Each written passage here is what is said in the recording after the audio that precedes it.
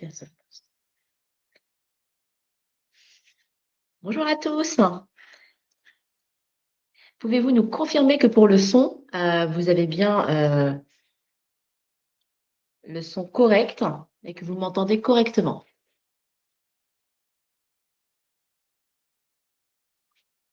J'attends vos retours juste par rapport au son, parce qu'on est en partage avec du coup Grégory Mignon, que vous voyez à côté de moi, que vous devez connaître, parce que du coup, très présent sur les live webinaires, en tout cas de Use. Ah, Samir me confirme que le son est propre. Ok, merci Samir pour la confirmation. Et ravi effectivement d'être aux côtés de Virginie sur cette session aujourd'hui. On va commencer effectivement par présenter le connecteur 7G100 Use, donc c'est le live, enfin le thème du live aujourd'hui. Et puis après, on va aller un peu plus loin sur la partie Use pour commencer à parler un peu facture électronique. Je pense que les questions vous démangent, donc ça va être l'occasion de voir un petit peu le rendu dans Use. Je vais partager mon écran.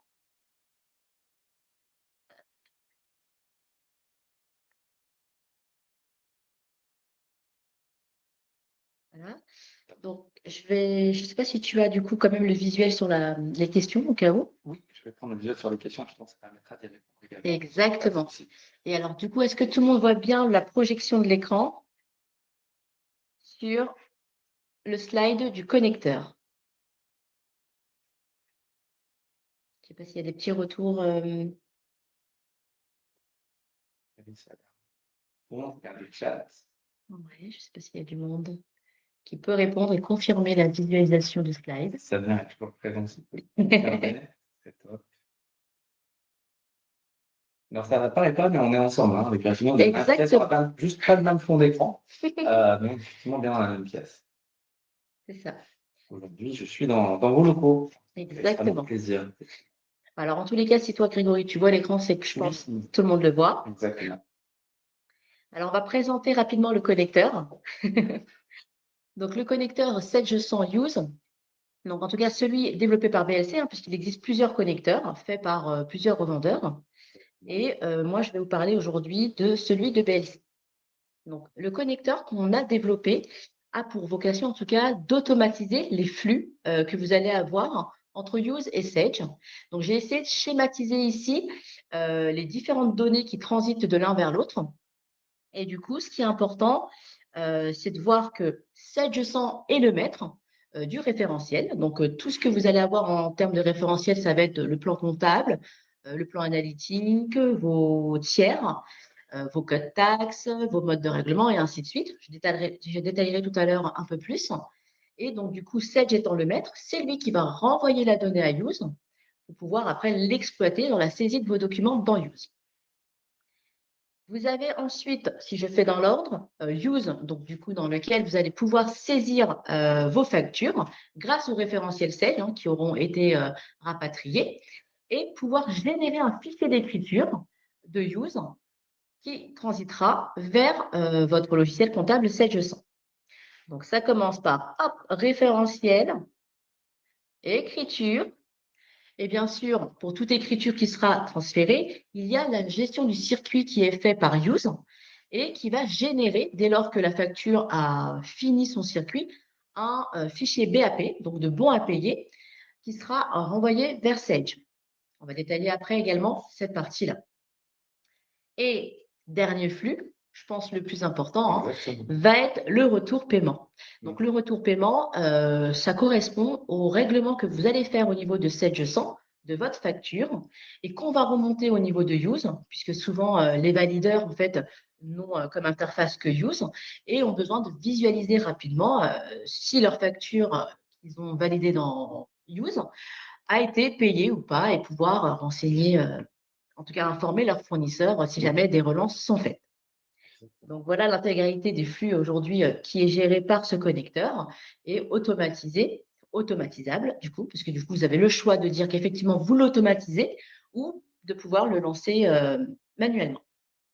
C'est vraiment un point fort, j'insiste effectivement sur le retour de paiement. C'est vraiment quelque chose à développer qui, dans Sage100, n'est pas évident, parce que Sage100 est beaucoup moins développable, entre guillemets, que Sage.me, qui est plus ouvert et vous avez réussi ce challenge de pouvoir avoir le retour paiement, qui est quelque chose qui était beaucoup demandé par nos utilisateurs. Exact. Donc, c'est vraiment un point fort, un différenciant effectivement du connecteur VLC, du travail qu'a fourni vos équipes. Donc, ça, c'est particulièrement remarquable. Donc, en tout cas, c'est un connecteur aujourd'hui qui effectivement comment dire, intègre tous ces flux-là et qui, en fait, grossit sans cesse en termes de fonctionnalité.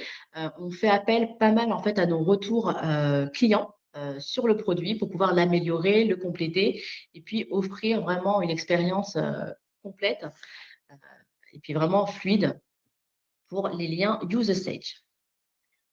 Hop, hop, hop. Je vais détailler un petit peu au niveau des référentiels. Je ne sais pas s'il y a eu des questions entre-temps dans le petit channel. Questions? Très bien. Donc, du coup, sur la partie référentielle, donc il y a possibilité de pouvoir lancer une synchronisation totale ou bien différentielle. Alors, pourquoi c'est important de pouvoir différencier ça? C'est qu'en termes de flux, alors Use a beaucoup de clients, a beaucoup de données qu'il traite, et étant donné qu'on passe nous par l'agent Use, il va falloir comment dire, s'assurer que les données ne soient pas trop importantes dans le flux, parce que ça génère du coup du temps de traitement et tout ce qui va avec, et puis du coup on est limité en termes de chronologie sur l'agent. Et donc, du coup, dans ce connecteur, on va pouvoir lui dire, bah, écoute, moi, j'ai déjà lancé ma synchronisation totale lorsque j'ai démarré mon projet Use. Par contre, les jours qui suivent, eh ben, je ne vais demander qu'une synchronisation différentielle. Donc, ça veut dire que je vais avoir la remontée uniquement des nouveaux tiers ou des modifications de tiers. Et ça permet vraiment de fluidifier les interactions et d'avoir un temps de traitement diminué. Donc ça, c'est hyper important de pouvoir avoir en tout cas cette possibilité. Je vais vous montrer après un petit peu l'interface, mais effectivement, on va également pouvoir choisir les référentiels qu'on souhaite synchroniser. Donc, dans les référentiels, je les détaille un petit peu plus bas, mais notamment un plan comptable, des devises, des codes taxes sont des éléments de structure en fait qui sont synchronisés à la demande. Et on a permis dans le connecteur de pouvoir choisir ceux qui étaient à synchroniser régulièrement. D'accord? Puisque du coup, je ne pense pas qu'on crée tous les matins un code taxe. Donc, une fois qu'on a fait la synchronisation des codes taxes au démarrage, il n'est peut-être pas utile de demander la synchronisation des codes taxes de façon régulière, comme peuvent l'être des nouveaux comptes comptables ou des nouveaux codes tiers. Donc voilà, on va pouvoir choisir les référentiels à synchroniser et la fourchette de dates sur lesquelles on récupère les nouveaux référentiels. Au niveau de la société, il faut bien faire attention à faire une correspondance entre votre organisation Use et du coup votre base de données Sedge, puisque du coup, une organisation est égale à une base de données. Je sais que sur Sedge 1000, je crois qu'il y a la possibilité d'avoir des multi-bases, mais voilà, Sedge 100, c'est vraiment une organisation, une base de données. Très important. Et bien sûr, le connecteur va pouvoir être déployé. Ah, on a peut-être perdu le son. Je ne sais pas si le micro est chez toi sur ton ordi ou sur la pieuvre, mais apparemment la pieuvre s'est éteinte. La pieuvre s'est éteinte. Et est-ce que c'est un problème de batterie? C'est possible parce que ça a clignoté bleu ici depuis un petit moment. Donc, alors, est-ce que le son est quand même encore présent? Je ne sais pas si on a des… Est-ce que ton micro… Ah non, tu ne peux plus le voir. Non, effectivement. Je vais ouvrir mon micro. Est-ce que vous nous entendez? Oui. Okay. Je crois que c'est mon micro-ordinateur. Ouais, qui a dû prendre. On a pris le relais. Super. Bon, si jamais vous avez des difficultés au niveau sonore, n'hésitez pas à nous faire un petit message. On va essayer de réajuster. Ah, super. Eyal, je vois qu'il répond, qu'il nous entend. Je reprends du coup par rapport au référentiel. Donc, je parlais de l'organisation qui avait… Je sais du cadre de ça marche. de l'organisation qui est importante à faire correspondre avec votre base de données pour que les données en fait s'injectent dans la bonne organisation, très important. Et ensuite, du coup, au niveau des éléments de structure, on va rappeler qu'il va y avoir vos comptes comptables, vos devises, vos codes taxes et vos modes de règlement. J'ai mis entre parenthèses ici vente inclus sur option, puisque dans le connecteur, vous avez la possibilité d'indiquer que vous gérez également les ventes dans Use. Ce n'est pas le cas de tous les clients, mais pour les clients qui le souhaitent, vous allez pouvoir activer en fait la remontée des éléments de structure vente. Donc, c'est-à-dire que si vous ne le cochez pas, vous n'avez que la remontée des comptes 6401 et TVA déductible. Par contre, si vous cochez la petite case, on aura la remontée des comptes 7 des comptes TVA collectés et puis des comptes 411 collectifs. Voilà. Hop. Ensuite, vous avez bien sûr le plan analytique. Le plan analytique, donc selon les axes use que vous aurez créés, vous allez pouvoir également demander la remontée de vos sections analytiques Sage vers l'axe use correspondant. Donc, il sera important de bien renseigner pareil la correspondance dans votre outil use, mais ça, vous serez accompagné par un consultant, donc pas de grosses difficultés sur la liaison. Enfin, et le plus important, je pense, le plan tiers, puisqu'on en parlera tout à l'heure, mais pour la facture électronique, ça va être une donnée vraiment importante à mettre à jour. Aujourd'hui, le connecteur, ce qu'il fait, c'est qu'il va pouvoir créer en fait tous les nouveaux tiers que vous allez créer dans votre base de données Sage, les remonter au niveau de votre organisation use. Donc, que ce soit le code Sage, l'intitulé, le compte collectif, le numéro de TVA, le numéro SIRET, deux éléments très, très importants.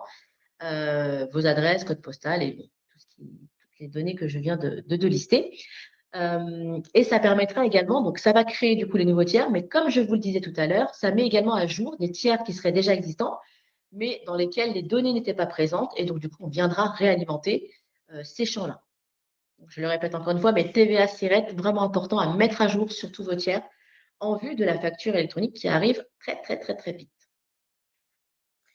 Hop, hop, hop. Donc, on y vient sur le deuxième flux. Donc, les référentiels, vous vous rappelez, hein, c'était de Sage vers Use. Là, maintenant, on est dans Use. On a reçu des factures fournisseurs. On est en train de les saisir, bénéficier de l'OCR Use, hein, bien sûr, pour détecter toutes les informations possibles, hein, les dates, les montants et tout ce qui va. Et ensuite, on va pouvoir générer un fichier d'écriture qu'on enverra vers Sage 100. Au niveau des écritures, vous allez pouvoir gérer à la fois l'écriture comptable, mais les affectations analytiques que vous auriez mis sur votre écriture. Si jamais vous aviez des informations libres que vous aviez besoin d'alimenter dans Sage, il sera également possible de paramétrer l'export de cette information de use vers Sage, tout comme vous allez pouvoir également récupérer vos dates de périodicité. Donc, ces dates de périodicité sont les dates qui vont vous servir pour le calcul de vos écritures de régularisation, donc CCA, FNP, PCA, tout ce que vous voulez. Vous aurez des champs, en fait, date de début et date de fin, qui correspondront de use à Sage, et puis qui vous permettront, une fois saisis dans Sage, de générer, en fait, le module du menu traitement, génération des écritures de périodicité, et pouvoir générer les extournes qui vont bien. Donc, il suffira, je ne sais pas si vous connaissez tous bien la fonction, hein, il vous suffira lorsque vous lancez le traitement de choisir la date de clôture ou de situation sur laquelle vous voulez générer ces écritures. Et en fait, parce que vous avez renseigné ces dates de début et dates de fin, il va pouvoir vous faire le calcul de cut-off et vous passer l'écriture qui va bien. Et enfin, je pense que ça, c'est celle qui plaît souvent le plus, c'est que depuis Sage 100, une fois que l'écriture a été importée, on va voir un petit bouton qui nous permettra d'aller voir la facture use visuellement depuis l'écriture. Et ça permet vraiment un gain de temps. Avant, on allait chercher dans nos petits classeurs les petites factures. Là, depuis la comptabilité visuelle sur le PDF de facture. Ça, c'est une notion importante que j'ai mis ici, mais elle pourrait très bien être dans la catégorie BAP. C'est-à-dire que les écritures aujourd'hui qui partent de use vers Sage, elles n'ont pas encore leur BAP. D'accord? Alors, ça dépend effectivement de ce que vous avez paramétré dans vos processus. Mais si jamais vous avez paramétré un envoi d'export comptable sans BAP, d'accord, avant la mise en BAP, elle va être récupérée dans Sage avec un statut à valider, d'accord. Donc, ça veut dire que l'écriture est présente, mais je ne vais pas pouvoir la payer, ok.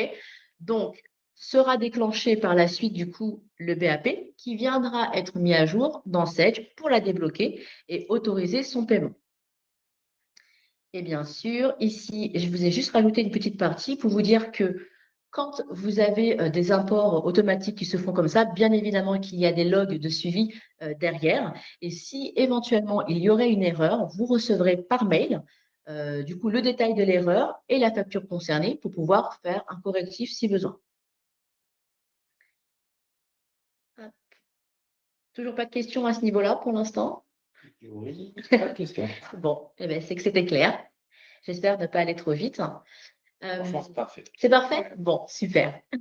Donc, on arrive maintenant sur la partie bon à payer. Donc, j'en ai parlé juste avant, hein. L'écriture arrive, elle est à valider. Donc, pour l'instant, on n'a pas d'autorisation de la payer. Donc, le fait de valider dans Use l'écriture va générer un nouveau fichier qui s'appelle BAP et qui va être lu par le connecteur pour pouvoir mettre à jour votre écriture dans la comptabilité. Donc, il va dire, ah bah tiens, j'ai reçu le bon à payer pour cette facture, donc c'est bon, je t'autorise à payer. Vous allez voir que dans Sage, en fait, vous avez une colonne statut qui vous indiquera en fait ce qui a été validé, ce qui est à valider. Et c'est que à ce moment-là que vous allez pouvoir sélectionner dans le module moyen de paiement de Sage la facture pour paiement. Donc, sachez que au niveau de Sage 100, hein, on a le module comptable qui permet de gérer vos écritures, vos lettrages, vos rapprochements bancaires. Et vous avez un autre module qui s'appelle moyen de paiement qui est lié à votre comptabilité. Donc, en fait, dans ce module moyen de paiement, on va lire la comptabilité, voir les écritures qui ne sont pas lettrées pour sélectionner ces factures-là et en demander le règlement.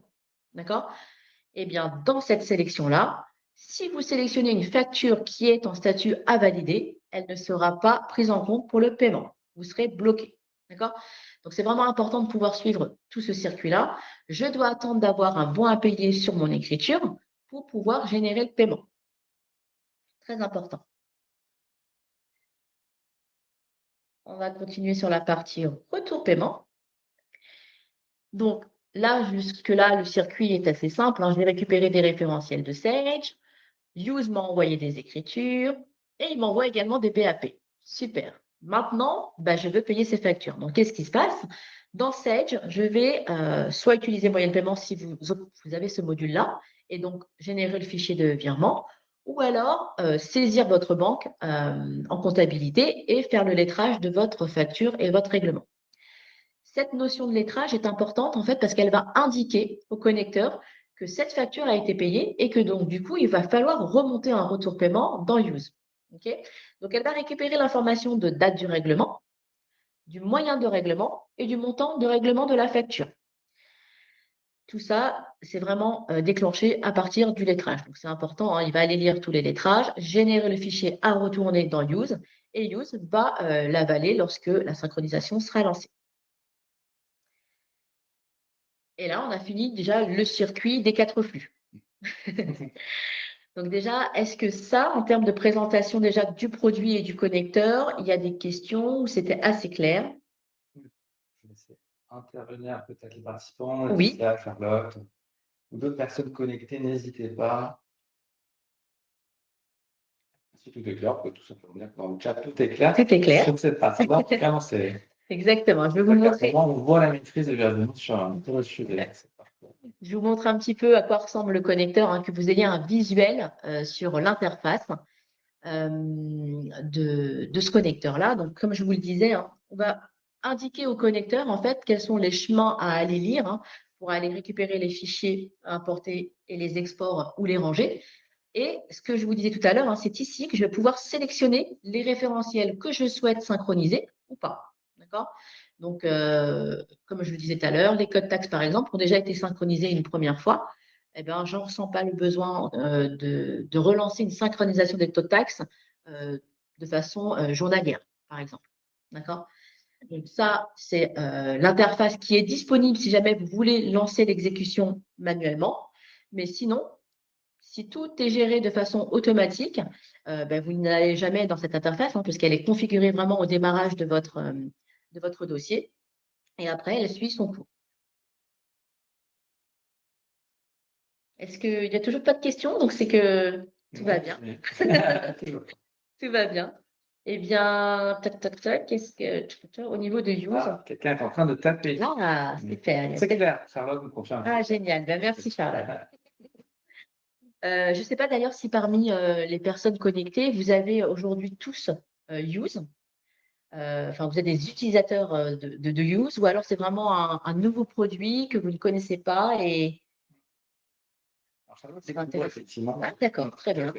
Et donc, du coup, est-ce que Charlotte, vous avez un autre outil que vous utilisez aujourd'hui pour la dématérialisation? Est-ce que le connecteur, du coup, c'est quelque chose je ne sais pas s'il y a d'autres personnes que Charlotte, d'ailleurs, parce que c'est vrai qu'il n'y a que Charlotte qui interagit dans le petit chat. Oui. participants, Laetitia aussi, D'accord. Sarah, Samir, mais je vois que Charlotte Et est très avec active. nous. Oui, est Très avec bien. nous. Et Merci. très active. Bon, bah super. On va attendre que peut-être les questions viennent. Super, ACS, très bien. Que les questions viennent par rapport du coup à l'utilisation du module. Ce que je vous propose, c'est que comme on est en plein dans la facture électronique et puis que Grégory est vraiment un expert dessus et que j'ai la chance de l'avoir avec moi, qu'il puisse faire cette présentation, puisque c'est vraiment beaucoup de questions aujourd'hui qui nous viennent par rapport à la facture électronique dans Use. Exactement. Et donc, du coup, on va bifurquer des écrans Je vais pour pouvoir partager laisser la place à Grégory. Je vais partager mon écran et je vais prendre le micro. Est-ce que je te laisse couper le son peut-être? Oui, bien sûr. Hop, voilà. Couper le Hop, son. voilà. Et comme ça. Ah, il est toujours là. Hop. Ah bah, Vous voyez, on est vraiment à côté. Hein. C'est pas ça y est. c'est pas du faux. On me voit d'ailleurs de temps en temps sur ta caméra ici. Voilà. Donc là, ça devrait être bon. Effectivement, donc j'espère que vous m'entendez. Logiquement, la source doit être bien Voilà, communiquée. voilà, je vais désactiver le partage. Parfait. Normalement, je suis sur leur ordi. Je vais partager de mon côté. Je vais faire l'effet Je miroir. Je vais partager l'écran entier. Hop. Oui, il y a toujours un écho, vous dites, Sarah? Non, le son est en écho. Alors, il faut le micro. C'est bon, Ça normalement. devrait être mieux, normalement. Je vous laisse me confirmer que le micro est bon. Je ne vous dirai pas qu'on a fait exprès pour vous solliciter, c'est pas vrai. Mais en tout cas, ça nous a permis de voir que vous avez réagi, ça nous fait plaisir. Donc, je vais vous partager l'écran. Hop, alors, facture électronique. Alors, j'ai envie de rentrer carrément dans le vif du sujet à travers directement l'application Use pour vous illustrer comment effectivement ça fonctionne. Souvent, on nous dit, oui, les webinars sont un peu trop théoriques et on voudrait aller directement à la démonstration. Donc, c'est ce que je vous propose de faire tout simplement au niveau de cette partie. Donc, je vais me connecter à mon application Use Business. Oui. C'est bon, j'étais en train de vérifier que tu bien ton écran parce que ici c'est bien. Oui, ça m'a perturbé aussi. Je me suis dit pourquoi je partage le chat. Non, c'était bien. Voilà. On est dans une salle de réunion pour tout vous dire, côte à côte, avec grand écran. C'est pour ça que quand on regarde en haut, et c'est l'écran de Virginie qui est partagé. Donc là, vous voyez normalement le mien d'écran où il y a effectivement que la fenêtre Use. D'ailleurs, on peut utiliser une petite fonctionnalité que je te montre, Virginie, qui s'appelle Open in App. C'est-à-dire qu'on convertit la fenêtre du navigateur en véritable fenêtre d'application. Et donc, on se détache un petit peu des onglets qu'il peut y avoir pour avoir quelque chose de plus focus. Donc, on est moins distrait en fait par tout ce qui pourrait être périphérique à la fenêtre de traitement. Donc, pour vous expliquer comment ça fonctionne, je suis ici parce que j'ai vu qu'il y avait des participants qui découvraient l'interface. Donc, on vous a expliqué le connecteur, l'intérêt qu'on a à mettre en place le connecteur Salesforce BLC dans Use. Pourquoi effectivement on a développé ce connecteur et pourquoi on propose la solution Use? Tout simplement pour automatiser effectivement toutes vos factures, quel que soit le flux. Donc là, vous voyez qu'on est sur un tableau de bord, c'est le tableau de bord de traitement. Historiquement, donc Use a toujours proposé une interface épurée qu'on a fait évoluer avec cette version Rising il y a quelques années maintenant et qui permet d'avoir en un coup d'œil tous les documents qu'on a à traiter. Vous voyez ici, j'ai 93 documents. Donc, ça peut être des factures d'achat, des factures de vente. On peut les filtrer également. On a un filtre ici. On pourrait dire, je me concentre que sur tel type de document ou tel autre type de document. D'accord? Donc, on peut se focaliser sur une organisation, sur un fournisseur ou sur une période donnée. Donc, voilà, c'est vraiment à gauche pour pas que ça prenne trop de place de manière graphique et que ça reste aéré et agréable à lire. À gauche, j'ai toutes mes organisations pour lesquelles je traite des factures avec le nombre de factures à traiter par organisation. J'ai la liste ici qui est disponible et j'ai aussi une zone à suivre. C'est-à-dire qu'à partir du moment où j'ai traité un document, je vais pouvoir à ce moment-là l'envoyer dans le workflow vers quelqu'un qui aura été paramétré. Donc tout ça se paramètre dans Use de manière très graphique. Et là, on voit que par exemple, Monsieur Valideur a une facture qu'il a bloquée de Serba qui est en litige. Sur Bordeaux, la facture de téléphonie est bien chez Leslie. Et à Lyon, j'ai une facture en validation 1 et une facture en validation 2 chez Valideur et Direction Générale. Donc, ça permet d'avoir un suivi complet, visuel, très temps réel de tout ce qui est en train de se passer en termes de traitement. On peut faire des demandes d'achat dans Use. On peut gérer des factures de vente, j'y reviendrai. On peut voir les documents en retard, c'est-à-dire qu'on peut se fixer un niveau de service. Si je dois traiter une facture sous 10 jours à mon niveau, elle sera en retard au-delà de 10 jours. Si le process ne doit pas dépasser 25 jours parce que je veux payer mes fournisseurs à 30 jours, au-delà de 25 jours, j'aurai aussi une alerte. Et je vois que 69 documents donc, sont complets. Complet, ça veut dire que Use a automatisé toutes les informations. Donc, il a récupéré toutes les valeurs dont tu parlais, Virginie, tout à l'heure, la date de facture, le montant, le hors-taxe, etc. Il a mis tout ça dans les données d'entête de facturation. Il a créé la ligne d'imputation comptable et par rapport à du machine learning, il mémorise en fait l'imputation comptable, le compte de charge que vous souhaitez utiliser pour ce fournisseur, le ou les comptes de charge. Et à ce moment-là, je peux aussi avoir l'analytique qui va se réaffecter automatiquement et une section budgétaire qui va pouvoir se jouer en fonction de règles que vous avez définies. Donc, par exemple, si je rentre dans une facture LB Conseil, qui est une facture Facturix d'ailleurs. Donc, sur le principe de la réforme, il y aura 3 formats à accepter dans le cadre de la réforme, Facturix, UBL, C2I. Le Facturix, c'est un format qu'on gère déjà depuis quelques années, donc ce n'est pas un format qui est inconnu pour nous. Et on a déjà des clients qui s'échangent les formats Facturix. Comment on le visualise? Donc, le format Facturix, c'est un lisible, ici PDF, avec un XML, ici dans le trombone, qu'on va aller interpréter. Donc, l'intérêt, c'est quoi quand on est sur la facture électronique? C'est que toutes les données de facturation, elles sont à la fois sur le lisible que vous voyez à droite, ce qui vous permet en un coup d'œil de vérifier si, vous voyez, en passant sur les champs d'ailleurs, ce que vous attendiez en termes de facturation correspond bien à la réalité. Et le XML va permettre d'avoir des données entièrement fiables. Grâce à l'extraction de Use, grâce à son IA, on continuera à surligner sur le lisible les informations de facturation. Et on récupérera dans le XML les données de facturation. Donc, toutes les données remonteront. Il n'y a pas de problème de texte qui est mal lu, comme on pouvait connaître, ou quelque chose comme ça. Ça va remonter instantanément et on va remettre le fameux compte de charge, la TVA dont tu parlais effectivement qui a été récupérée grâce à la synchronisation, la période budgétaire qui va pouvoir se jouer automatiquement, la nature, le centre de coût, le site qui correspondent aux analytiques. Tout ça va être mis automatiquement. Si je fais du contrôle budgétaire, donc le suivi budgétaire avec une fonction disponible par Use en natif, sans abonnement supplémentaire, à partir du moment où vous avez la demande d'achat dans Use, vous accédez au budget. Et donc, on voit par exemple que le budget qui est utilisé pour cette facture, c'est la formation. La formation, j'ai un montant initial de 150 000 €, va être facturé 4 800 € après cette facture. Il me restera 145 200 € de disponible. J'aurai atteint 3% de mon budget, 3,20% exactement. Et après, je vais avoir l'écriture également ici, au format Sage100 et qui va effectivement être transmis à Sage à travers le connecteur BLC. On va envoyer donc ces informations de ligne d'écriture comptable, donc tous les comptes de charge, compte TVA et le centralisateur qui va donc permettre de voir qu'on est bien à l'équilibre entre le débit et le crédit.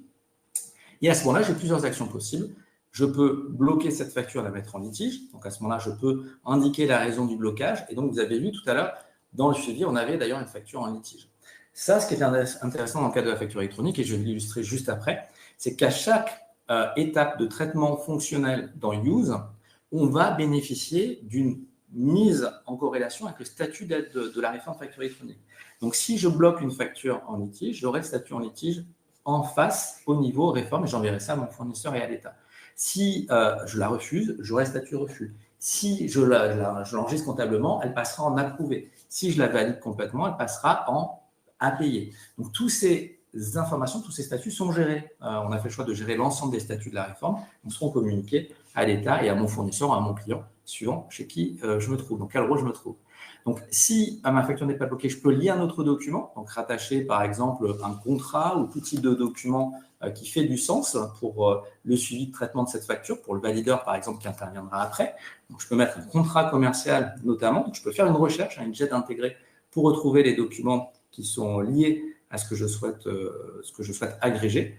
Et donc, si je recherche, je vais prendre par exemple contrat cadre achat. Alors, ça n'a rien à voir, ce n'est pas d'elle là, mais c'est juste pour illustrer. Et donc, je vais avoir un document qui va être lié sur ce document-là.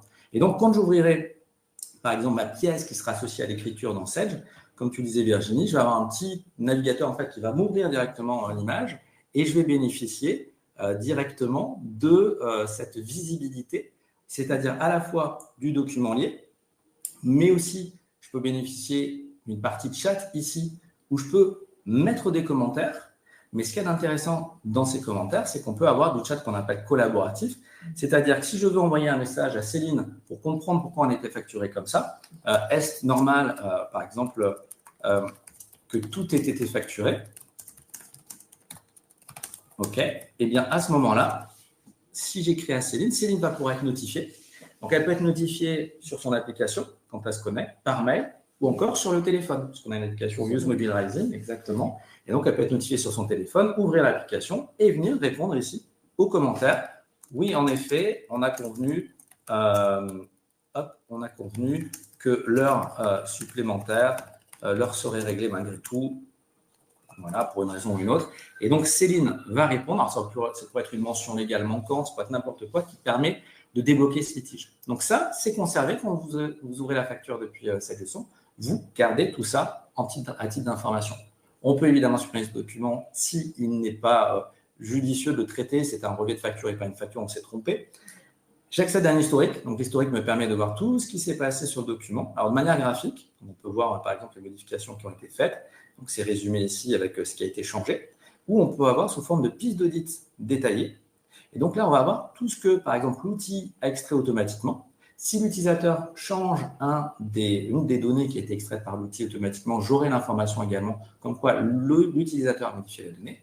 Je vois le niveau de confidentialité affecté au document. On peut avoir des confidentialités également au moment des captures de documents. Donc, si j'envoie, par exemple, un document qui concerne les associés, je sais pas, sur une acquisition et que je ne veux pas que tous les comptables la voient, je peux affecter un rôle à un comptable en particulier qui gère les papiers de la direction. Il n'y a que lui qui verra à ce moment-là le document. On voit le journal de facture, on voit la chronologie également de traitement, à quel moment c'est passé chez quelle personne, quelle est la tâche qui a été suivie dans le parcours de validation, etc. Donc tout ça est mémorisé, ça permet la documentation de la piste d'audit, ça permet d'éviter les risques de fraude, etc. Je peux évidemment tout personnaliser, donc je peux changer la manière dont j'affiche les données de traitement à l'écran, en fonction de si vous avez plusieurs écrans à côté ou au bas. Je peux faire mes documents et y revenir plus tard, enregistrer, passer chez le valideur, on va le faire, renvoyer à l'étape précédente, je ne suis pas d'accord avec le traitement, on est deux comptables par exemple, il y en a un qui intervient en première intention et moi qui vérifie. Si je ne suis pas d'accord, je peux renvoyer à l'étape précédente en mettant un commentaire ici. Je peux également transférer à une autre personne qui est plus à même de traiter le document que moi, un autre comptable qui suit mieux ce partenaire-là. Et je peux ajouter également enfin des pièces jointes. Donc, je peux par exemple mettre une photo, une vidéo en cas de litige, j'ai reçu le matériel abîmé. Je vais mettre à ce moment-là la photo du matériel abîmé. Je peux également choisir de partager les pièces jointes avec le fournisseur si, par exemple, je communique avec lui sur cette facture par le chat. Et je peux envoyer par email également un email directement au fournisseur, mettre par exemple le fichier lié, le contrat 4 que j'avais mis. Si c'est la photo, comme j'ai illustré, on peut rajouter la photo à ce moment-là. Le texte est déjà pré-paramétré. On peut dire il y a un problème, ce n'est pas le montant convenu, par exemple, et on va mettre le contrat qui n'explique plus le montant qui était convenu. Et à ce moment-là, je vais pouvoir envoyer directement cet email à mon fournisseur. Et là, on va se dire, ouais, c'est bien, il a été envoyé, mais comment on le sait si quelqu'un prend le relais derrière, etc. Eh bien, c'est là où l'historique va permettre de retrouver en fait l'envoi du mail. Donc, vous voyez qu'à 15h33, donc le 28 novembre, j'ai envoyé un email. Si quelqu'un prend le relais, il va pouvoir voir le contenu de l'email et à quel moment ça a été envoyé. Donc ça, c'est particulièrement pratique, notamment en suivi des litiges, si ce n'est plus la même personne qui suit le litige. Et puis, bien entendu, dans le commentaire, on peut dire email envoyé au fournisseur. Et comme ça, on peut aller chercher dans la piste d'audit ce qui a été fait si on n'y va pas instinctivement. Si tout est OK, je vais enregistrer. Mais avant d'enregistrer, une dernière chose, je peux également consulter si ce document a bien été archivé légalement. Donc, on propose une option qui est l'archivage légal. Ce n'est pas une obligation des plateformes agréées. Nous, on le propose, puisque ça va permettre, si vous arrêtez votre abonnement avec Use, de pouvoir continuer à accéder à ce document pendant les 10 ans de conservation légale. Donc, il y a plusieurs avantages. C'est d'abord que si vous êtes audité, l'auditeur accède au coffre-fort légal et ça lui suffit pour pouvoir poursuivre son audit. Les documents ont la même valeur que les originaux. En cas de litige avec un fournisseur ou un client, je peux opposer ce document aux tribunaux. Et en cas de litige avec l'administration, je peux opposer également mon document à l'administration. Donc ça, c'est particulièrement pratique. Vous n'avez pas besoin de gérer un archivage. Ça se fait instantanément, de manière complètement transparente dans Use. Je peux rematérialiser cette facture si je souhaite. Je sais pas, j'ai acheté dans un magasin à côté, j'ai ma facture, je souhaite la réimprimer pour le montrer à mon magasin qui prend mon ordinateur en garantie. Et je peux télécharger à la demande ce document. Alors là, on peut se dire, c'est téléchargé, pourquoi? Parce que c'est déjà dans Use. Pareil, si j'en ai besoin à un moment donné pour traiter d'une certaine manière, je le télécharge, notamment quand on recevra par facture électronique. Peut-être qu'à un moment donné, je vais vouloir le voir sur mon ordinateur. Donc, je pourrais le télécharger à ce moment-là. Et si tout est OK, donc là, j'y arrive, je clique sur enregistrer et j'envoie donc cette facture au valideur. Et vous voyez que c'est automatique, c'est transparent. Le valideur a été paramétré dans le circuit de validation. Et il va dire, en fonction de l'analytique, ça va aller vers tel valideur. Si ça dépasse un certain montant pour cette analytique, ça va aller chez le valideur habituel, plus un deuxième valideur qui peut être le responsable de la personne précédente. Là, c'est une facture d'EDF, classique, standard. Donc, là, ça simule un petit peu les deux lignes qu'on peut avoir, à savoir, par exemple, ici, une TVA 5,5 et une TVA à 20. Use va être en mesure d'aller chercher la TVA à 5,5 et la TVA à 20, ce qui est capable de déduire avec des taux qu'on aura récupérés du référentiel, quelle ligne appartient à quelle ligne. On peut ventiler avec plusieurs comptes de charge, évidemment, si on le souhaite. J'ai plein de notifications. Je vois que j'ai été payé, donc c'est bon signe. Vous voyez. Alors, donc, donner la facture, on peut mettre un journal d'achat. On a plusieurs journaux d'achat également si on le souhaite. Tu parlais de la gestion des périodes, donc on peut aussi activer. Vous voyez, les formulaires peuvent être dynamiques dans Use. Je peux très bien adapter mon formulaire pour dire si je clique sur gestion de période, à ce moment-là, j'ai deux nouvelles colonnes qui vont apparaître, date de début, date de fin, que je vais pouvoir alimenter. Je peux directement les prendre sur le document. Si ma date, c'est celle-ci, date de début, date de fin, pas de souci, je peux les prendre là. Et si, par exemple, l'abonnement est à une autre date, je prends l'abonnement ici et je vais l'alimenter en quelques clics. C'est même des informations qu'on peut, on a même une affectation automatique qui peut être affinée. Ça, c'est pareil, un petit paramètre dans Use qu'on a ajouté il y a quelques mois maintenant, qui permet de dire dans certaines conditions, cette donnée, tu la prends dès lors que tu rencontres tel critère, tu vas affecter la donnée automatiquement.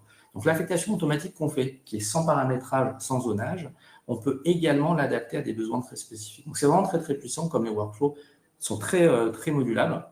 Alors, on est vraiment sur quelque chose qui peut être complètement adapté à vos besoins, comme quelque chose qui est standard et qui démarre tout de suite. C'est ça qui est intéressant. J'enregistre la facture EDF et elle va partir dans la suite du processus. Voilà. Donc, ça, c'était pour illustrer la partie enregistrement. Côté valideur, je vais me mettre dans la peau du valideur. Alors ça, c'est une fonction qui est réservée aux administrateurs. Tout le monde ne peut pas se mettre dans la peau de quelqu'un d'autre. Et je vous rassure, en termes d'audit et de gestion des risques de fraude, si un utilisateur, un administrateur Use prend l'identité de quelqu'un, dans la piste d'audit que je vous ai montrée, ce sera le nom de la personne qui a pris l'identité, qui sera nommée en tant que personne qui a réalisé l'action et pas celui dont j'ai pris l'identité. Donc, on ne peut pas se faire passer pour quelqu'un d'autre pour valider.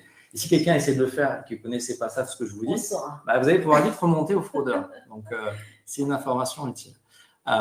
Donc ici, le valideur, vous voyez qu'il a une vue plus aérée, il y a moins de choses à traiter, il n'est pas comptable, il valide simplement les documents que la comptable lui envoie, et donc il a des factures à valider par organisation. Et bien là, ici, voilà, je vais pouvoir visualiser rapidement d'un coup d'œil, je peux rentrer dans une facture, ici c'est une facture d'UPS qui m'a été transmise, je peux la vérifier. Si tout est OK, ça correspond bien à ce qu'il me facture habituellement, c'est bien un mode de règlement prélèvement, le mode de règlement est mémorisé également, il est reproduit automatiquement. Je peux à ce moment-là valider cette facture d'UPS et elle va partir tout simplement au paiement. Ensuite, il faudrait vraiment que j'arrive à enlever mes notifications. Alors, je vais peut-être juste fermer déjà Outlook, ça vous évitera d'avoir les notifications. Ici, donc une autre facture, pareil, je pourrais en tant que valideur aussi contrôler le budget, parce que je suis dans le budget restant ou pas, et on peut masquer le budget aussi. Vous voyez, par exemple, là, le budget est masqué. On peut dire seules certaines personnes, en fonction de la validation qu'ils doivent réaliser, peuvent voir le budget. Donc, ça peut être l'acheteur, par exemple, mais pas le valideur. Ça peut être le payeur, mais pas la compta. On peut vraiment moduler aussi en fonction des rôles de chacun. Et pareil, on peut affecter un rôle de validation à certaines organisations pour certaines particularités. Et pareil pour le comptable, s'il ne doit gérer que Bordeaux, il n'accédera qu'à Bordeaux. Il ne verra pas toutes les organisations. Donc, ça, c'est la partie traitement. Toutes ces factures, aujourd'hui, elles arrivent par email. Elles arrivent par un collecteur de factures. Donc, c'est un collecteur qui va se connecter, par exemple, à Amazon et qui va aller récupérer les factures d'Amazon automatiquement. Donc, demain, si vous êtes en B2B, vous allez avoir Amazon qui va vous envoyer la facture directement sur votre adresse de facturation électronique.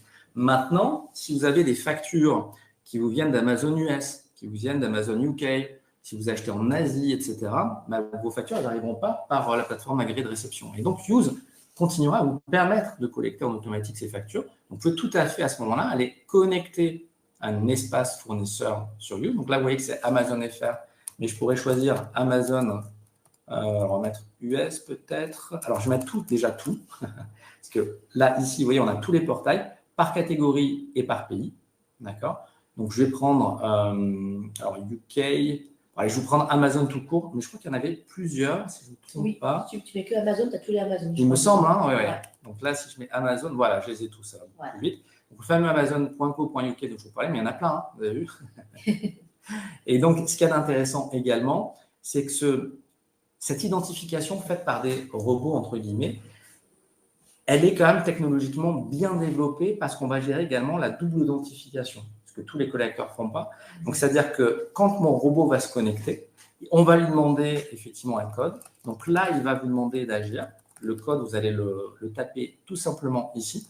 Bon, je vais mettre n'importe quoi en mot de passe, c'est juste pour illustrer. Et donc, quand je vais sauvegarder, ici, il va demander comment je souhaite m'authentifier en code à 2 facteurs. Donc là, je peux mettre QR code, par SMS ou une clé de sécurité. Je rentre ma clé de sécurité et ça va me charger automatiquement les factures dès qu'elles sont disponibles. D'accord ? Je peux mettre une date de début. Si je n'ai pas collecté mes factures depuis un mois, parce que, je ne sais pas, pour une raison ou une autre, je peux dire je démarre à partir d'octobre. D'accord ? Je peux choisir la date à partir de laquelle je commence le téléchargement. Voilà, et ça va vous permettre donc, de cette manière-là de pouvoir collecter des portails en plus de la réception facture électronique. Et j'ai cliqué une fois de trop sur la croix, donc ça m'a fermé, mais je me reconnecte immédiatement. Donc ça, c'est le collecteur. Ensuite, on peut avoir une adresse email de dématérialisation. Je la donne à disposition de mes fournisseurs. Tout ce qui arrive dans cette adresse email est directement mis dans l'espace métage que vous avez vu. Autre possibilité, je peux déposer des factures ici. Donc, ça peut être des factures de vente, si je souhaite émettre, puisque ce qu'il y a de nouveau dans Use, c'est qu'on peut émettre désormais des factures de vente. Use va les remettre au format de la réforme. Donc, en attendant la réforme, on peut déjà les envoyer sous format email. On peut les envoyer à quelqu'un qui est aussi utilisateur de Use. On peut aussi inviter ses fournisseurs et ses clients à se connecter à Use gratuitement. Ils peuvent télécharger leurs factures et échanger les statuts comme s'ils étaient dans la réforme. Et si c'est une facture d'achat, moi, je peux déposer aussi un lot de factures d'achat. Et puis, dernière chose, pour ceux qui sont encore sur du papier, si ça arrive, il y a l'application également mobile qui permet de prendre en photo avec le téléphone portable et puis on peut scanner également vers du SFTP ou de l'email. Pour la partie facture de vente, puisqu'on parlait de la facture électronique, j'ai la possibilité d'interfacer également mon outil de facturation avec Use. Donc, comme il existe un connecteur BLC qui permet de s'interfacer avec Sage, il existe aussi pour les outils de facture de vente souvent des interopérables réalisables en API. Donc, si mon outil de facturation de vente est interopérable en API, je vais pouvoir le connecter avec la plateforme agréée de Use. Mais ce qu'on va faire en plus d'une plateforme agréée qui fait juste en fait le rôle de passerelle, c'est que si ma facture, mon outil de facturation n'est pas en mesure de la mettre en facture X, UBL ou C2I, je vais pouvoir à ce moment-là demander à Use de la convertir dans le bon format. Et là, vous voyez, j'ai importé, je peux même le faire avec du cloud. Donc, je clique sur le bouton, les factures sont importées automatiquement. Je les ai mises moi à l'avance pour qu'on gagne un petit peu de temps. Mais vous voyez qu'elles ont été importées de manière cloud. Donc, quand j'ai une API, c'est transparent. Si je le mets sur un cloud, je les déverse provisoirement, je clique là-dessus. Sinon, je peux envoyer mes factures de vente sur une adresse email de capture comme les achats. Use va détecter le client qui est sur la facture, le retrouver dans le référentiel client et prendre l'adresse email ou son adresse facture électronique dans le cadre de la réforme. Et là, on voit qu'on a plusieurs formats. On a du PDF. Donc, Use, à ce moment-là, générer le XML, l'a englobé avec le lisible pour créer le facture X. Si j'ai de l'Excel ou du Word, parce qu'on gère tous les formats bureautiques, il va convertir en format PDF et va générer le XML. Et si c'est déjà du facture X, on va s'assurer que les mentions présentes dans le facture X sont suffisantes, répondent bien à la réforme. Et à ce moment-là, on enverra au client final. Comment je les suis ? Je vais avoir accès à un portail. Donc là, on a la partie émission des factures de vente électronique, facture reçue dans le cadre de la facturation électronique, ici aussi avec un espace de consultation. Et sur l'émission, eh bien, je vais pouvoir, voir où se situent mes factures en termes de traitement. J'ai une facture qui est au statut brouillon. On verra pourquoi elle est restée dans statut. J'ai 5 factures qui sont en statut émis par la plateforme. Donc, émis par la plateforme, c'est-à-dire que mes factures ont été envoyées aux clients concernés, mais ne sont pas mises à disposition sur la plateforme de réception. Donc, 2 possibilités. J'ai facturé des particuliers ou des clients qui ne sont pas encore sur le portail. Donc, dans le cadre il y aura un pilote entre février et septembre. L'État permettra de s'envoyer des factures et de tester comme ça la réception côté client. Donc, on peut jouer le jeu avec certains clients volontaires. Et après, on peut se dire également, si le client n'est pas volontaire, je l'enverrai par email. Donc, s'il est volontaire ou si on est en 2026, il y aura le statut mise à disposition. Mise à disposition, c'est-à-dire que là, elle est sur la plateforme du client à qui je l'ai envoyé, il la voit. Il faudra qu'il accepte ou il refuse la facture. S'il l'a accepté, Use vous indiquera qu'elle a été prise en charge. Donc, à ce moment-là, ça veut dire que le client est en train de la traiter comptablement. Approuvé, ça veut dire qu'elle est passée dans mon circuit de validation, elle a passé la compta, elle est en train d'être validée. En litige, elle est bloquée. C'est ce qu'on a vu tout à l'heure. Si je bloque la facture, je peux mettre ce statut en litige. L'administration à l'information, votre fournisseur à l'administration, et on peut s'échanger de l'information. Alors, 2 possibilités. Soit mon autre utilisateur, fournisseur client, est sur Use et on peut faire le chat collaboratif comme on l'a vu. Donc, on peut expliquer, voilà, j'ai pas reçu la marchandise, donc c'est pour ça que je bloque la facture. Mon assistant administratif voit le message, il fait débloquer la commande. Donc, il demande confirmation client final. Client final confirme avoir reçu. Il débloque le paiement de cette facture. Donc, on peut gagner énormément de temps dans la résolution des litiges. Si le client qui est en face n'a pas use, je peux mettre une note qui peut être à ce moment-là récupérée par la plateforme de réception qui va indiquer la raison du litige. La seule différence, c'est que la note, elle est unilatérale. Donc, je vais envoyer l'information, mais je n'aurai pas de réponse. Alors que si c'est quelqu'un qui est déjà sur use, la personne qui est sur use pourra envoyer la réponse. Donc ça, on sera en mesure de pouvoir le déterminer. Et puis, on espère qu'on fasse de l'émulation et que les autres éditeurs nous copient. Comme ça, on aura tous un chat collaboratif avec des API. On pourra s'échanger et ça apportera la valeur à tout le monde. Refuser, ça veut dire que la facture a été refusée par mon client facturé. Il peut y avoir plusieurs raisons, elles sont cadrées par l'administration. C'est doublon, je ne suis pas le bon destinataire, il n'y a pas la référence marché, le numéro de commande ne correspond pas, etc. Ça, c'est des refus, mais très encadrés. Si vous n'êtes pas d'accord avec le prix, c'est autre chose, ce sera du litige, parce qu'il faudra à ce moment-là éditer un avoir. Ce n'est pas juste une annulation de facture.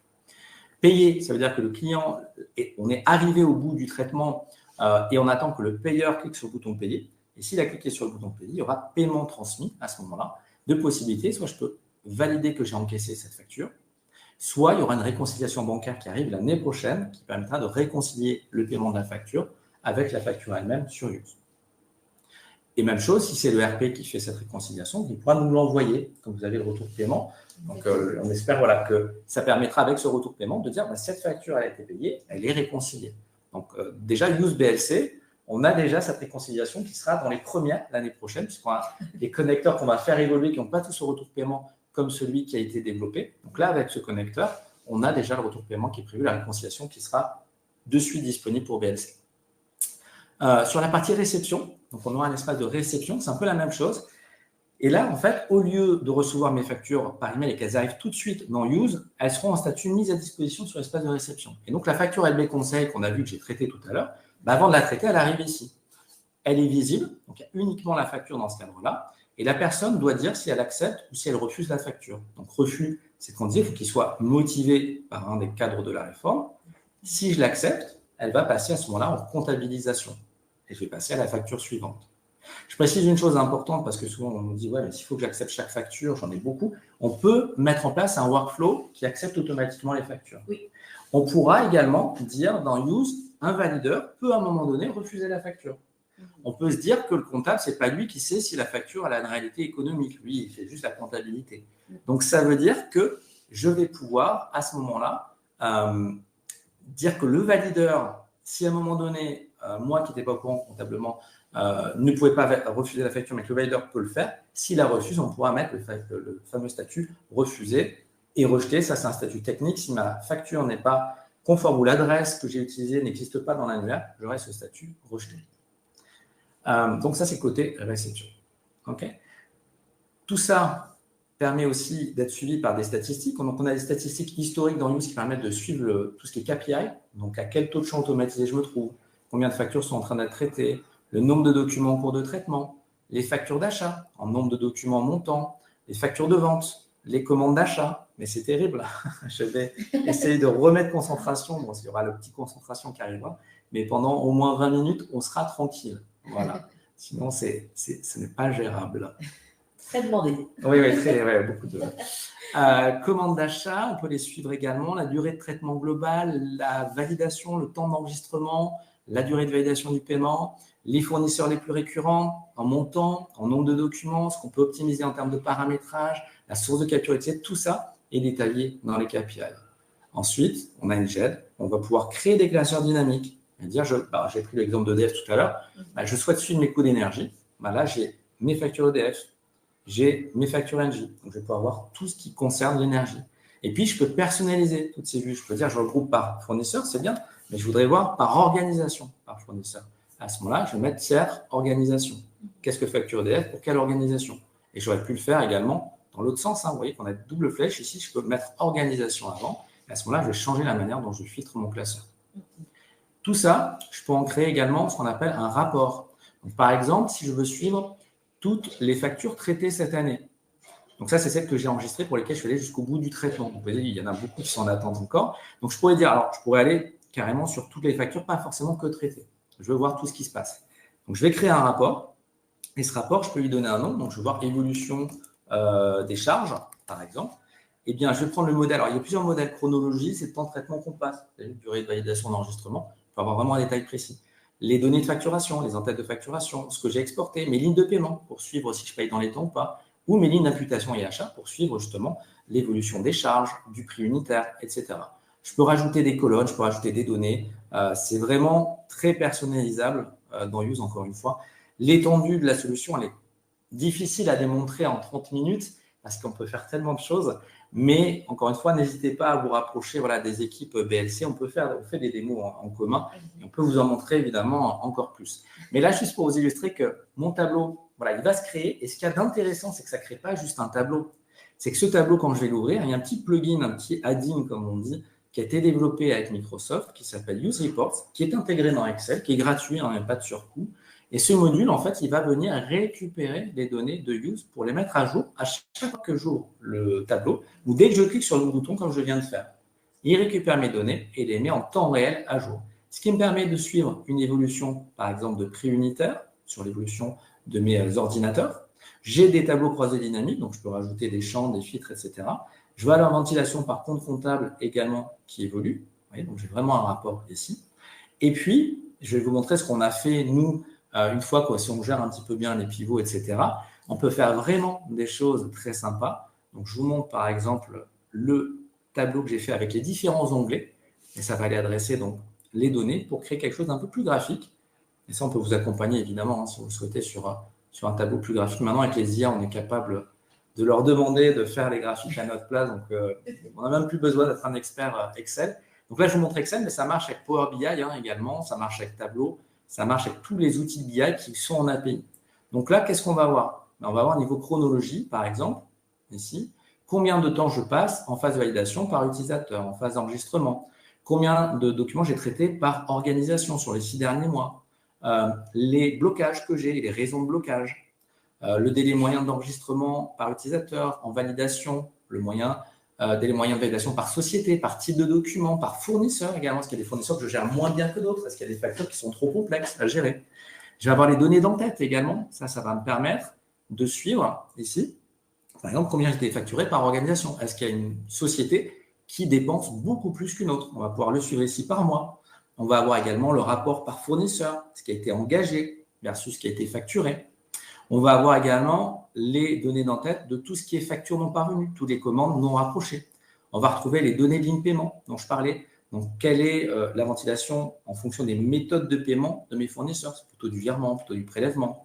Au niveau des paiements, sous combien de jours je paye mes fournisseurs? Donc, on voit par exemple que ABB France, ici, si la valeur est positive, ça signifie que j'ai envoyé le paiement avant la date. Donc, si je suis à 60 jours et que j'ai payé 44 jours avant la date, j'aurai cette information-là. Si j'ai payé en retard, j'aurai cette information comme quoi je suis en retard. Donc, un vrai suivi. Puis, on peut aller plus loin encore. Je vous avais parlé de la fonction budget dans Use. Dans la fonction budget, on voit qu'ici, que je peux suivre aussi mon budget de manière graphique.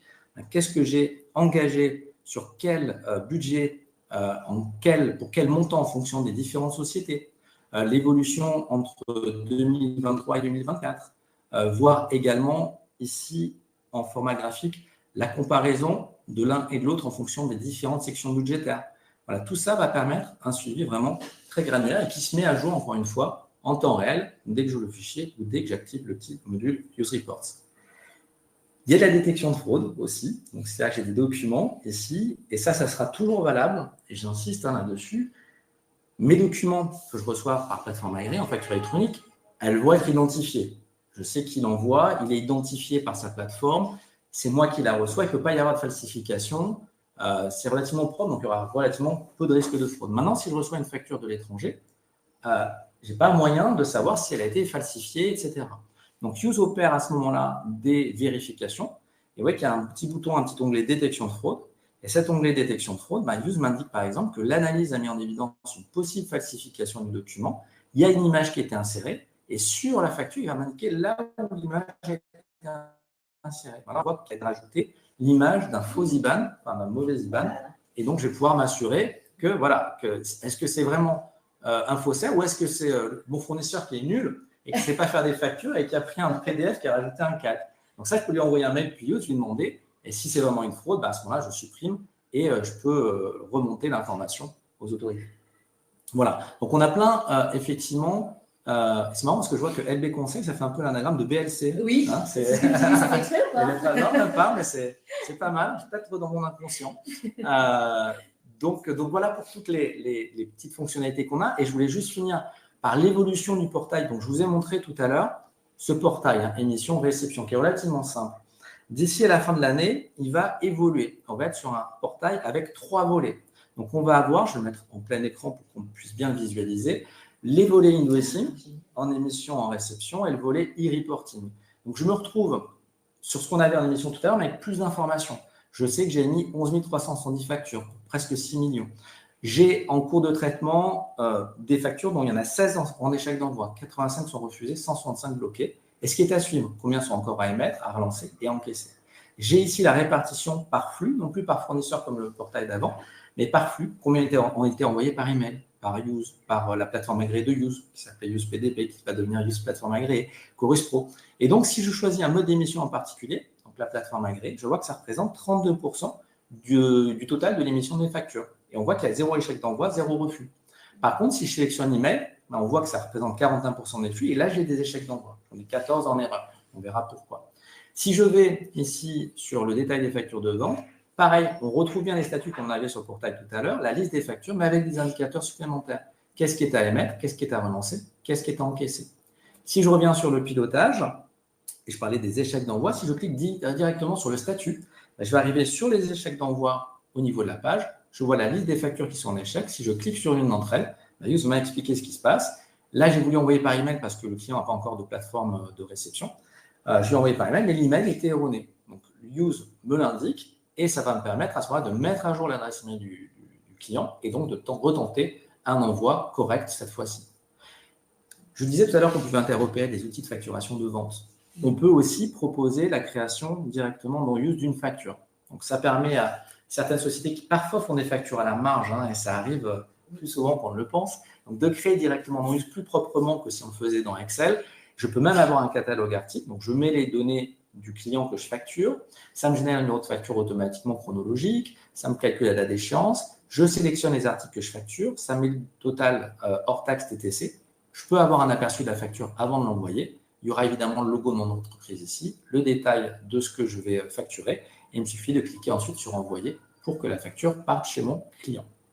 Sur la réception, on a le même principe que pour la facture de vente. On a tout le détail ici avec le nombre de documents reçus, ce dont j'ai été facturé. Donc ça va, je vois en plus que je suis facturé, donc c'est plutôt bien. J'ai 99 factures à accepter, donc ces fameux acceptés, refusés qu'on a vu tout à l'heure. 78 sont bloqués, fameux litige. Et ce qui est à suivre, 10 factures sont en retard de paiement, 442 enregistrées comptablement, 91 à valider par les valideurs, 221 sont à payer par mes clients. On voit la répartition ici, fonction des flux. Et pareil, on peut sélectionner un flux en particulier et voir que la réception ne représente que 10% pour l'instant de mes flux de factures d'achat. On pourra suivre l'évolution de cette montée en charge. Et puis enfin, le e-reporting qui est le plus flou pour la plupart des gens. Donc le flux de e-reporting, il va être géré de plusieurs manières. Les factures que je reçois de l'étranger, Use récupérera les données de facture pour mettre cela dans le e-reporting et l'envoyer à l'administration. Je n'aurai rien à faire en particulier. Les factures de vente que j'émettrai à l'international, même chose. Les factures que je fais à mes particuliers, même chose. On récupérera les données de facturation et on mettra ça dans les factures et transactions.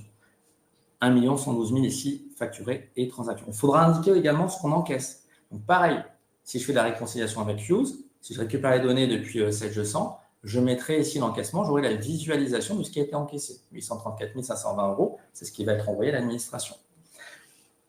Je vois également les statuts à suivre de mes reporting. 4 sont en brouillon, sont en train d'être réalisés. 3 sont à rectifier. Il y a des erreurs, ça peut arriver, des données qui ont été récupérées qui ne sont pas cohérentes. 33 ont été émis, 0 problème. Et je peux, si je le souhaite, donc interopérer des outils aussi externes, une caisse par exemple. Les caisses, on sait qu'elles ne vont pas évoluer tout au même rythme. Elles seront soit solutions compatibles, ça veut dire qu'elles pourront envoyer les informations à l'administration directement en étant déjà adossées à NPA dans leur système ou en permettant l'adossement NPA. Si ce n'est pas le cas, je peux déposer ici un ticket Z ou une facture que j'ai reçue indépendamment de Use, la faire glisser ici, cliquer sur importer. Et grâce à l'extraction de l'IA, on va récupérer la date du ticket Z, prendre le montant hors taxe collecté sur la journée, le montant TTC total, on ventile la TVA, on l'attaque dans ce e-reporting, puisque le ticket est du 15 avril, ça sera la période du 11 au 20 avril, mon reporting qui est par décade, le sirène concerné. Si ça me convient, je peux enregistrer, je peux voir ce qui est en cours. Donc, on a différents statuts comme pour le invoicing, ce qui est à rectifier, ce qui est émis, ce qui est en brouillon. On voit ici les différentes périodes également qui sont en train d'être collectées dans le mode brouillon. Et dans ce qui a été émis, si je clique dessus, je vais avoir le récapitulatif de ce qui a été envoyé avec les types de données associés, facture, transaction, paiement de facture, paiement de transaction. Et je peux rentrer sur un des flux e-reporting, voir ce qui a été transmis, la période couverte, quelle organisation ça concernait, le sirène communiqué, les documents agrégés dans ce flux, 3 tickets Z, et dans le suivi, voir ce qui s'est passé. Donc, le flux a été créé initialement le 1er février. Le 2, 3, 4, on a rajouté 3 tickets Z. Le 10 février, à la période de clôture de cette période e-reporting, on a transmis à la plateforme à la plateforme agréée le flux identifié suivant cette chaîne de flux. Ça a été déposé au PPF le 10 février à 8 h. L'administration l'a accepté, les données sont conformes. Donc, l'administration les a récupérées le 10 février à 12 h 20. Et donc, je vais pouvoir suivre que tout se passe bien, effectivement, au niveau de la collecte et de l'émission de ce e-reporting. Voilà pour la démonstration. Je ne voulais pas trop rentrer dans la partie théorique, réforme, etc. parce que ça, vous pouvez le voir sur plein d'autres webinaires, etc. Mais c'est vrai que la plateforme est matérialisée un petit peu ce qui va se passer dans le cadre de cette réforme. Parce qu'un outil comme Use, associé à un outil également de ERP comme 700 que vous avez utilisé, va pouvoir apporter. C'était plus important, à mon sens, voilà, que de refaire le calendrier ou les flux. Super. Eh bien, top, parce qu'effectivement, alors moi j'avais vu la partie facture, vente et achat. Et c'est vrai que là, je découvre du coup le reporting. Et effectivement, c'est vrai que c'était un peu flou pour tout le monde. Et vraiment, là, je trouve qu'il y a de bonnes choses. Et puis, en avant, quoi. Eh ben, super. On est arrivé, tu vois, pile poil à la fin du live. Il n'y a pas eu beaucoup de questions, mais ce n'est pas très grave parce qu'il y a le replay qui va être envoyé pour toutes les personnes en fait, qui s'étaient abonnées. Et du coup, de là, naîtra sûrement des questions. Et puis, de toute façon, vous pouvez toujours nous contacter via les canaux habituels. Alors, vous avez l'adresse email de notre service ADV pour pouvoir poser des questions ou notre contact. Et donc, Charlotte, ça y est, je vous reconnais. Effectivement. Donc, vous avez normalement déjà les accès pour nous contacter si jamais vous avez de nouvelles questions qui vous viennent. Bah écoute, Grégory, moi je te remercie de m'avoir accompagné sur ce live. Merci, on a un petit peu improvisé, mais c'était top. Oui, et puis, on connaît nos sujets, donc ça va. Exactement. Et puis je pense qu'il y aura d'autres occasions pour qu'on puisse partager un nouveau live quand il y aura justement peut-être le pilote en février. Il y aura peut-être du nouveau. Exactement. Voilà. Alors, je rassure d'ailleurs tout le monde, les tests d'interopérabilité de Use ont commencé. Les premiers tests sont concluants. Donc, on espère effectivement avoir l'accréditation qui arrivera certainement début d'année, qui va arriver. Il y a 1 personne et demie pour l'instant en service de matriculation. Il y a une personne en recrutement. Ils ne sont pas très nombreux. Donc, il faudra matriculer quand même 118 plateformes. Donc, là, les tests sont faits tactiquement, mais après, il faut que les accréditations soient données par le SIM, par le service d'immatriculation. Donc, c'est pour ça qu'on vise plutôt sur le début d'année prochaine, janvier. Et ça, tout sera donné normalement avant le démarrage du grand pilote en février. Mais écoute, on a hâte parce qu'effectivement, septembre arrivait vite et on avait un peu d'inquiétude. Donc là, je pense qu'on est assez rassurés sur la plateforme Use pour ceux qui l'utilisent en tous les cas parmi les participants. Et puis, si toutefois il y avait de nouvelles questions, surtout n'hésitez pas. Merci à tous et puis on se retrouvera pour le live de vendredi prochain sur lequel vous avez déjà reçu les invitations, donc n'hésitez pas à vous inscrire. Merci à tous. Merci à Sarah, merci Charlotte. Merci pour les retours. Au revoir.